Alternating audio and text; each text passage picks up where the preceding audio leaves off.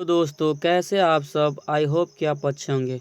दोस्तों हमने आर्टिकल 19 तक पढ़ चुके थे और आर्टिकल 20 के बारे में पढ़ते हैं। ठीक है दोस्तों, देखिए आर्टिकल 20 ये कह रहा है कि अपराध के लिए दोषी सिद्धि के संबंध में संरक्षण। इसमें 3 तरह के संरक्षण की बात की गई है। ठीक है, पहला संरक्षण की बात यह किया गया है कि एक अपराध के लिए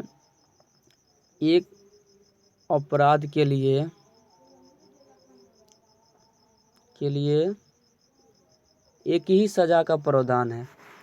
ये नहीं कि पुलिस आप ही को बार बार पकड़ कर थाना में ले जाकर बंद करेगी। नहीं दोस्तों, अगर आप एक अपराध किए हैं तो एक ही बार उसका सज़ा होगा। ठीक है दोस्तों, दोबारा उसका सज़ा नहीं हो सकता है। दूसरा ये कह रहा है यदि आप 2015 में कोई काम अपराध किए तो उस समय आपको 7 साल की सज़ा है। कितने साल की है? सज़ा 7 साल की है। ठीक है, यही 2021 में इसी अपराध के लिए 14 वर्ष की सज़ा है, तो आपको 7 ही साल की सज़ा होगी। क्यों? क्योंकि आप 2015 में यह अपराध किए हैं, इसीलिए आपको 7 साल की सज़ा होगी। लेकिन यही अगर अपराध 2021 में करेंगे तो कितने साल की होगी? तो 14 साल की होगी। ठीक है दोस्तों, तो चलिए हम आगे बढ़ते हैं। और इसके तीसरा इसमें यह स्वतंत्रता की बात की गई है कि खुद के विरुद्ध गवाही नहीं दे सकते हैं। ठीक है दोस्तों, तो चलिए हम लोगों ने आर्टिकल 20 को पढ़ लिया और आर्टिकल 21 को पढ़ते हैं। आर्टिकल 21 बोल रहा है प्राण एवं दायित्व की स्वतंत्रता। ठीक है, प्राण एवं दायित्व की स्वतंत्रता। ठीक है, आर्टिकल 21 क्या बोल रहा है? प्राण एवं दायित्व की स्वतंत्रता। और आर्टिकल 21 ये बोल रहा है निःशुल्क शिक्षा का अधिकार। निःशुल्क शिक्षा का अधिकार। ठीक है दोस्तों, और यह 6 से 14 वर्ष के लिए निःशुल्क शिक्षा की बात कहता है। इसे 86वां संविधान संशोधन द्वारा 2002 में लाया गया। ठीक है दोस्तों, तो ये भी क्वेश्चन पूछ सकता है कि किस आर्टिकल के अनुसार निःशुल्क शिक्षा की बात की गई। तो आर्टिकल 21A के तहत कितने वर्ष के बच्चे के लिए? ये 6 से 14 वर्ष के बच्चे के लिए। किस संविधान संशोधन जोड़ा गया? तो 86वां संविधान संशोधन कब जोड़ा गया? तो 2002 में। ठीक है दोस्तों, तो चलिए हम आर्टिकल 22 को पढ़ते हैं। आर्टिकल 22 इसमें दिया है गिरफ्तारी के संबंध में संरक्षण। ठीक है, गिरफ्तारी के संबंध में संरक्षण। इसमें भी 3 प्रकार की स्वतंत्रता दी गई है। प्रथम है कि यदि कोई पुलिस वाला आपके, तो आप पूछ सकते हैं पुलिस वाले से कि आप हमें किस जुर्म में गिरफ्तार कर रहे हैं। ठीक है, ये आपका अधिकार है। यह नहीं कि आप जुर्म किए नहीं या पुलिस वाला आगे आपको गिरफ्तार करने लगे, तो ये इस आर्टिकल 22 के तहत आप पूछ सकते हैं। ठीक है दोस्तों, और इसमें दूसरा है कि 24 घंटे के अंदर जो पुलिस आपको पकड़ ले जाएगी वो मजिस्ट्रेट के पास पेश करेगी। ठीक है, लेकिन इसमें कंडीशन है आवागमन को छोड़कर। तीसरा यह है कि आप अपने मनपसंद वकील चुनने का अधिकार है। ठीक है दोस्तों, तो इसमें 3 स्वतंत्रता क्या क्या है?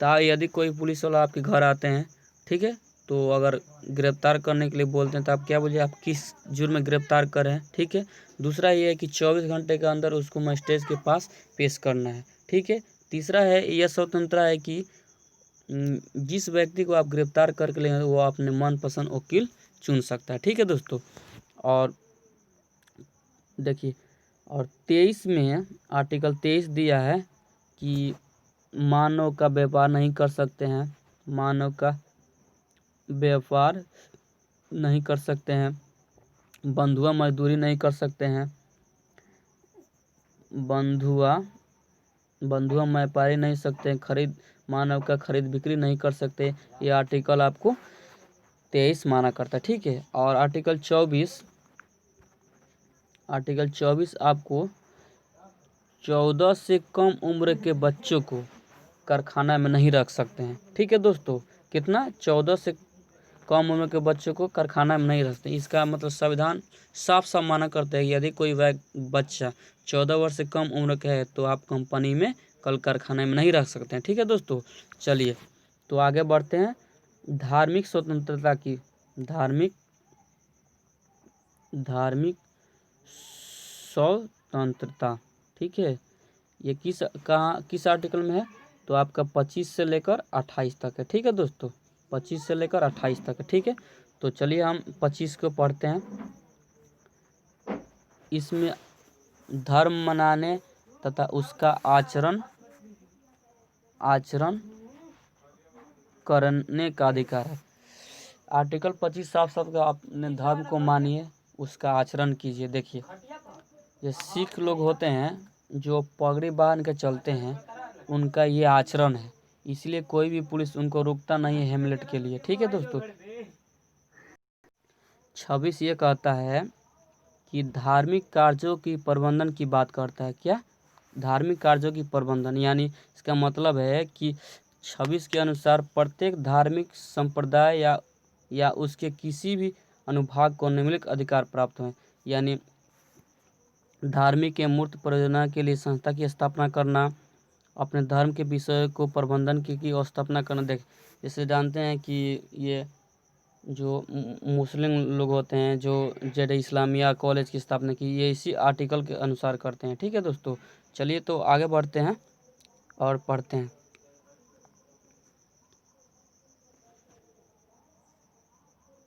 देखिए दोस्तों, 27 ये बोल रहा है कि राज्य के किसी भी व्यक्ति को ऐसे कर देने के लिए बाध्य नहीं कर सकता जिसकी आय किसी विशेष धार्मिक अथवा धार्मिक समुदाय की उन्नति या पोषण में व्यय करने के लिए विशेष रूप से निश्चित की गई।